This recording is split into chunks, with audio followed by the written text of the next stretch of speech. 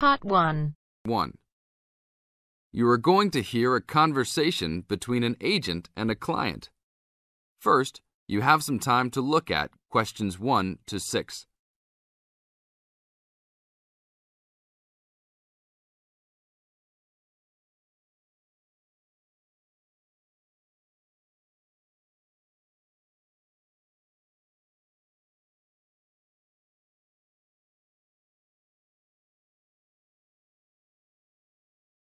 Now listen to the tape and answer the questions. Hello? Hi, good morning. Are you open yet? Yes, we are. Come in. Would you like to rent an apartment in the city? Well, kind of. I'd rather rent one near the harbor if possible. Oh, okay. Do you like the water? Yes, I do, but I actually repair sailboats for a living, so I'd like to be close to work. That's understandable. We all want to live close to work. Well, I think I have something near there. How many rooms would you like? Just one. I'm alone. But I would like to have an extra room for my dog. So you'd like 2 rooms and an apartment that accepts animals. Here's one. It's 1 block up from the harbor and renting for $445. How's that? That's perfect. Just what I was hoping to pay. What floor is it on? Floor? Oh, it's on the 12th floor. That's too high. I'd like to be on the 1st or 2nd floor so that I don't have to use the elevator. My dog, he's scared of them. Oh, well then, that's a little more complicated. Let me make a few calls. Okay, I think I found a couple more for you. Here's one that might suit your needs. How much? $395 a month. That's cheap. But it's only a 1-bedroom, a large one, but it's still just 1 room. Oh, well, regardless of whether the room is small, I still need a separate room for my dog. What else do you have? Then I have a 2-bedroom for $565 on the 2nd floor that is a little further away from the harbor. How far? About a half mile, and they accept pets. That's a little more than I had planned on paying, but I guess I could look at it. What's the address? 224 Williams Avenue, Harbor Square. 224 Williams Avenue. Got it.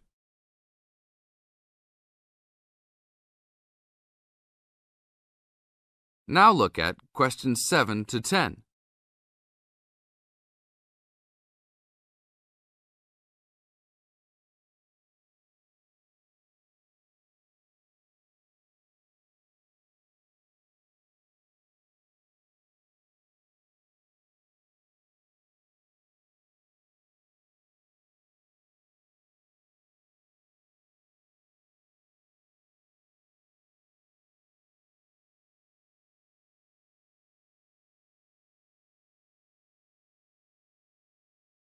As the talk continues, answer questions 7 to 10.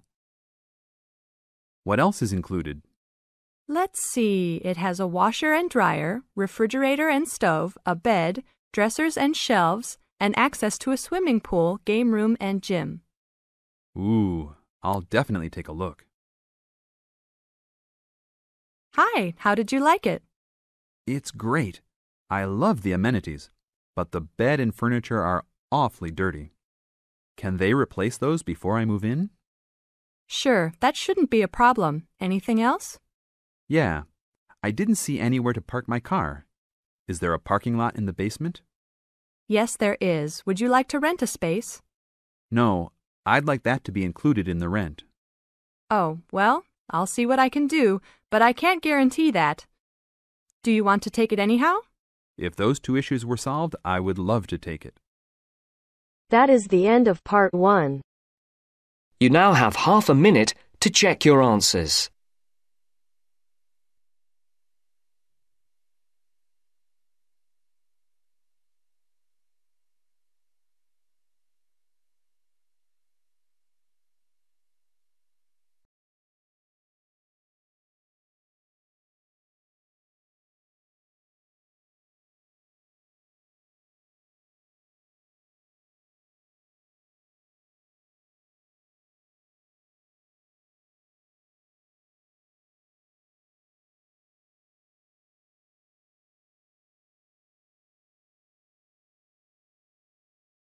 Now turns to Part 2.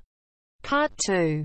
Everyone knows that we have achieved a huge amount in terms of space exploration. First, you have some time to look at questions 11 to 16.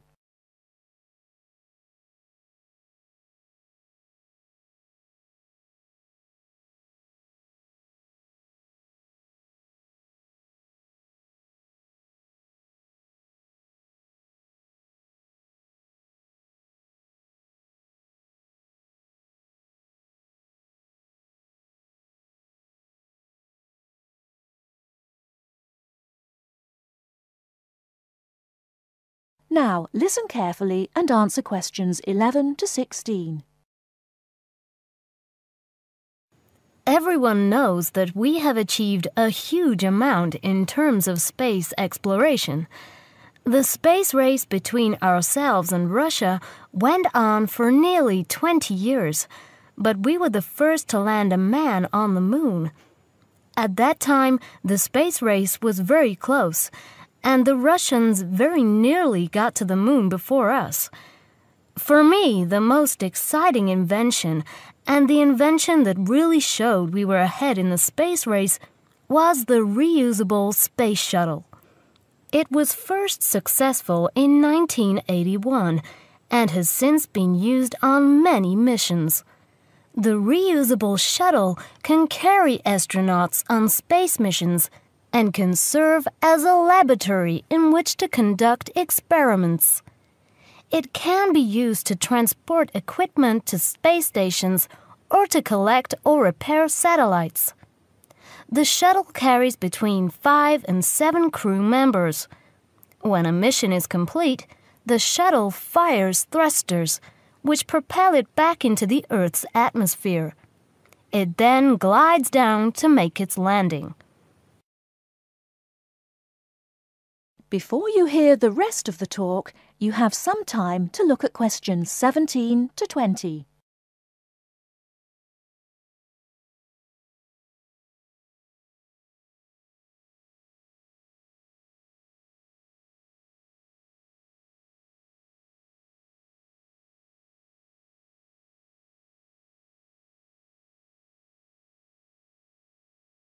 Now listen and answer questions 17 to 20. Although the remains of very early ovens have been found in many parts of the world, it was here that they were first used frequently in people's homes. In ancient Greece and in other parts of Europe and Turkey, people used ovens to bake bread. But it seems there was only one large oven that everyone shared. Here, the remains of villages from 5,000 years ago show that each mud brick house was constructed with an oven, and that baking bread and perhaps cooking meat was very common. The ovens were made of clay and shaped like a beehive. Inside they had shelves, so that a number of loaves could be cooked together, and an opening at the bottom from which ash could be removed. That is the end of Part 2. You now have half a minute to check your answers.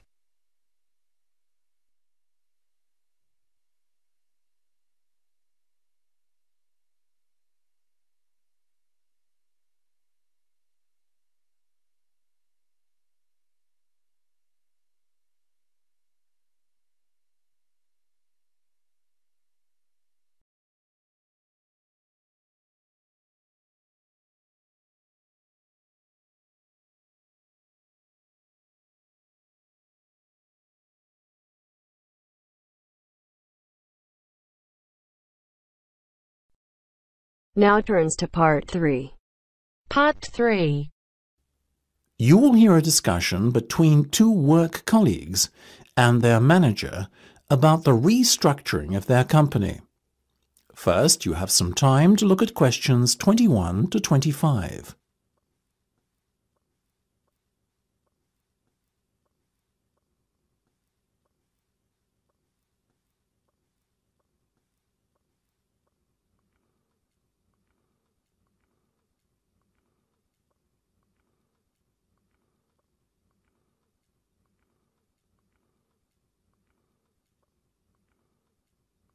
Now listen carefully and answer questions 21 to 25. Come in, both of you. I believe you wanted to talk to me about something, is that right? Yes. Basically, all the staff are concerned about what the restructuring of the company is going to mean for them. None more so than myself and Nam, as we are the newest members. As I said to all staff at the meeting last week, there's no cause for concern. There will be no compulsory redundancies. All redundancies will be on a voluntary basis. Yes, we understand that, but to tell the truth, we just want a little reassurance that our jobs are safe. Look, Anne and Penny, the company isn't going to be short-sighted and let its bright young minds go. Besides, we've already met our target for the number of voluntary redundancies we want to secure. In fact, there's a waiting list. You know as well as I do that the age profile of staff at this company needs to come down. A lot of our employees are close to retirement age and are just going through the motions until they can take their pensions. That's why we decided on this redundancy initiative. We want to encourage those that would be happy to leave to do so and employ younger, more motivated staff. I guess that makes us feel a little better, but we're also worried about the upcoming salary review.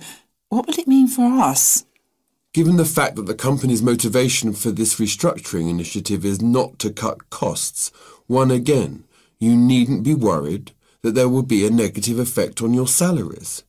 We are running a very profitable business and we will reward our top performers in the upcoming review. Both of you fall into that category, so you can expect a healthy bonus and salary increase. Simple as that. That's good to know. Another thing on our minds was the fact that with all these voluntary redundancies happening in the next few months, there will be a lot of positions opening up higher in the company.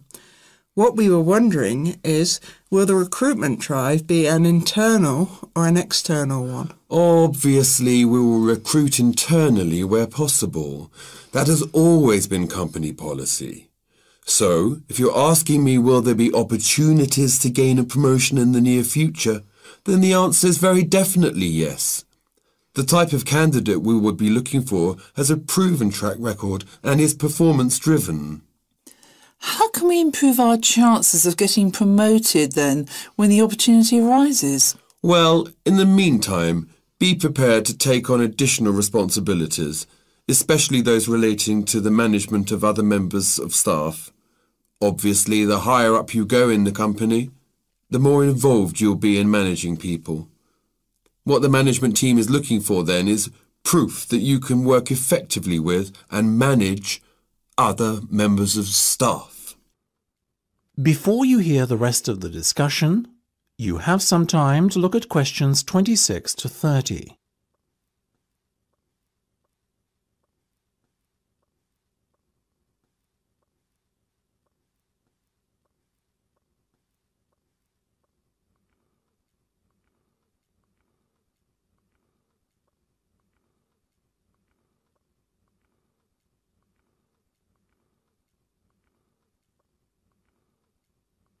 Now listen and answer questions 26 to 30. One more thing. Go on. This project you've given us to manage, is it a test of our abilities? I guess you could say it is a test of sorts, but look at it more as a chance for you to prove yourselves. Actually, now that I have you both here in private, can we talk about that a bit? Of course. OK, Penny, let's start with you. Has the timescale been agreed yet? Yes. You said we have a total of 8 weeks to bring the product to launch. So we've decided to allocate 3 weeks at the beginning to product research and prototype testing. Very good. Then after that, we are going to spend a further 3 weeks formulating our marketing strategy and doing some research and testing on a sample of the target market itself to get some feedback. And presumably the last 2 weeks will be devoted to the launch? Exactly. Now, let's talk estimated costs.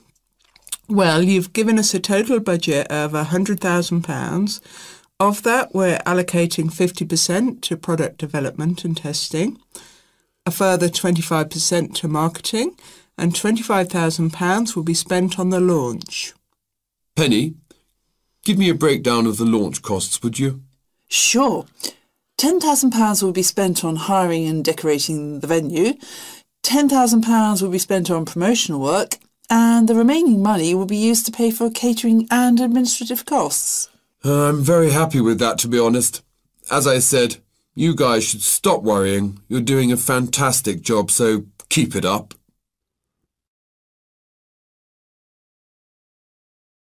That is the end of part 3. You now have half a minute to check your answers.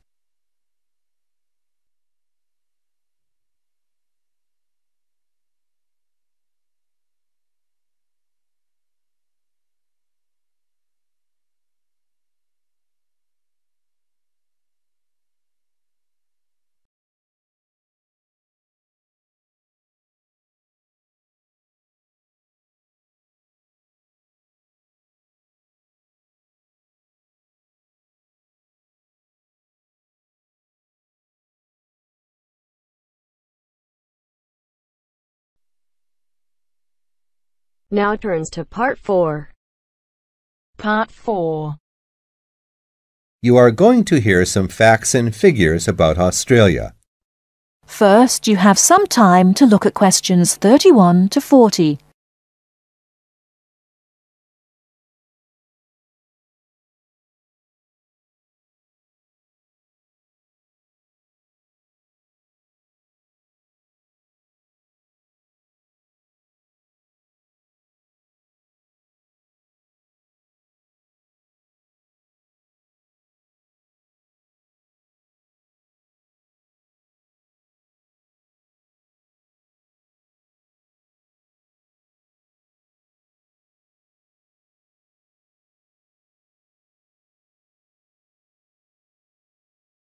Now listen carefully and answer questions 31 to 40. Now I should tell you that the country of Australia is made up of 6 states and 2 territories. These are the Australian Capital Territory, New South Wales, the Northern Territory, Queensland, South Australia, Tasmania, Victoria, and Western Australia. The national capital is Canberra. Right, let's turn to the Australian economy. Australia has a prosperous Western-style capitalist economy. Australia is a major exporter of agricultural products, minerals, metals, and fossil fuels. Commodity prices have a big impact on the economy.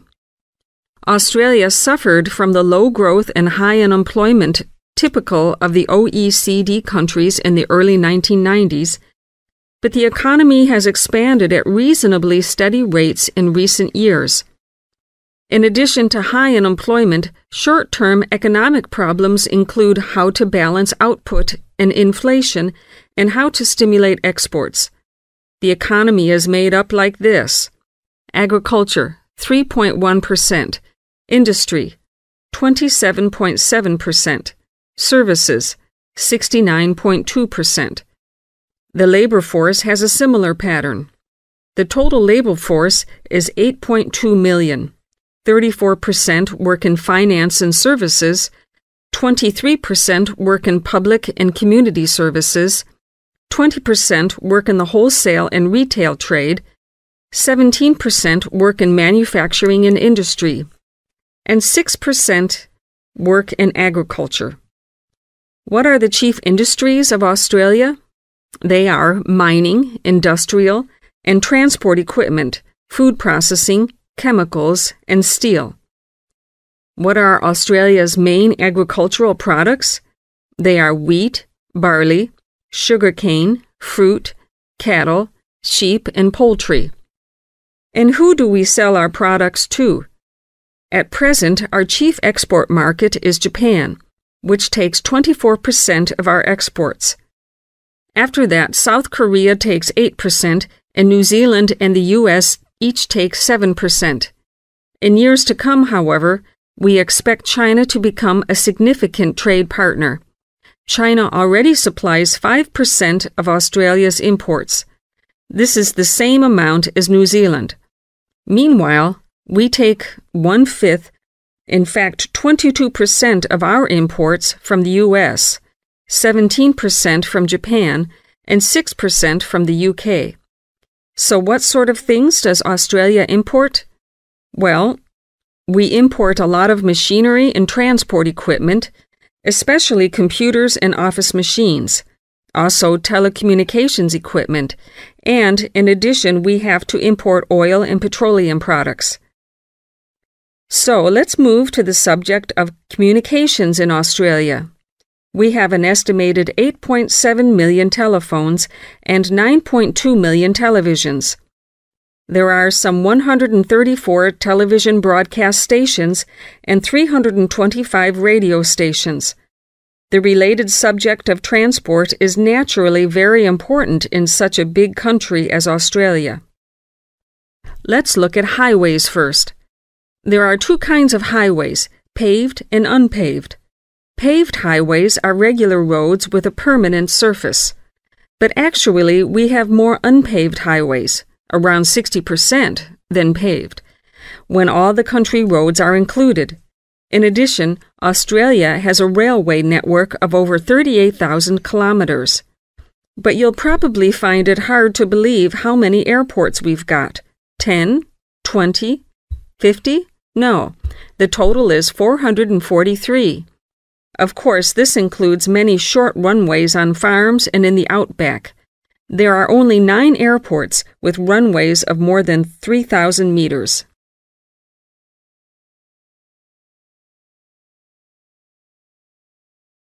That is the end of part 4. You now have half a minute to check your answers.